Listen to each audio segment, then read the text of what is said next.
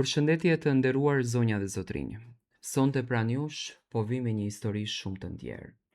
Një rrëfim që në fakt më ka mbërritur në redaksin time një letër e shkruar nga dora e një nëne.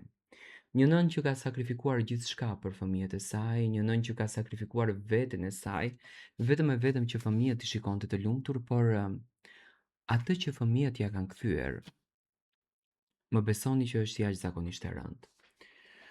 Kjo grua ka kaluar tmerrin që një nën nuk e imagjinon, një nën nuk e logjikon, një nën as nuk don që ta përjeton. Unë jam një nën, edhe sot po flas me një zemër që nuk është më e plot. Ndoshta zëri im dridhet, ndoshta fjalët e mia më dalin me vështirësi. Por ajo që unë kam brenda është më shumë më e rëndë se sa çdo fjalë që unë mund të them. Unë e kam lindur djalin tim me dhimbje, por edhe me një dashuri që nuk mund të përshkruhet. Kur e mora në krah të parë, për herë të parë, i premtova vetes se do t'i jepja gjithçka, edhe nëse mua do të më mungonte gjithçka. Dhe ashtu bëra. Kam kaluar net pa gjumë, ditë pa ngrënë, vetëm që ai të mos e ndjente mungesën. Kur ishte më i vogël dhe sëmurej, unë rria zgjuar gjithë natën duke ja mbajtur dorën. Kur qante më dukej sikur më çahej zemra. Ai ishte gjithçka për mua. Pas vdekjes së burrit tim, mbeta vetëm me të. Nuk kisha askën tjetër. Ai ishte arsyeja pse zgjohesha çdo mëngjes dhe luftoja me jetën. Punoja çdo gjë që më dilte përpara. Pastrim, gatim, çfarë do. Vetëm që ai të kishte libra për në shkollë e rroba të pastërta. Dhe një jetë më e mirë se imja. Mbaj mend një natë dimri. Ishte shumë ftohtë. Kishim vetëm një batanie të trash. I dhash atij. Unë kalova natën duke u dridhur, por kur e shihja atë duke fjetur i qetë, më dukej sikur isha gruaja më e lumtur në botë. Ai më përqafonte shpesh edhe më thoshte: "Nën, kur të rritem, do të kujdesem për ty." Unë e besoja. Me gjithë zemër e besoja. Po vitet kaluan dhe djali im nuk ishte më ai që unë e njihja. Filloi që të ndryshonte, në fillim pak, pastaj çdo ditë më shumë. Nuk fliste më si më parë. Nuk tregonte më asgjë nga jeta, filloi që të kthehej vonë në shtëpi. Dhe gjithmonë ishte i nervozuar. Unë përpiqesha të flisja me të. "Bir, çfarë ke? Pse je i mërzitur?" Më tha një ditë, ajo fjali më preu si thik: "Mos u përziej në jetën time." Prap heshta, sepse jam nën dhe nëna durojnë shumë më tepër se ç'duhet. Me kalimin e kohës ai filloi të më kërkonte para. Fillimisht pak, pastaj gjithnjë më shumë. E unë i jepja gjithçka që kisha.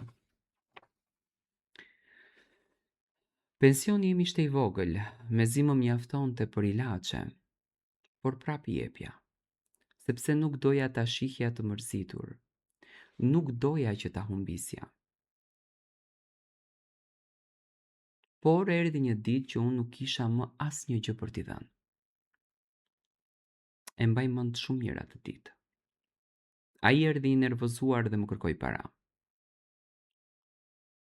Unë i thash me zë të ulët: "Nuk kam më, Bir, më fal." Në atë moment pash diçka në sytë e tij që më trombi. Nuk ishte më djali im. Sytë ju ersuan, fytyra ju ashpërsua dhe zëri i tij u bë i ftohtë.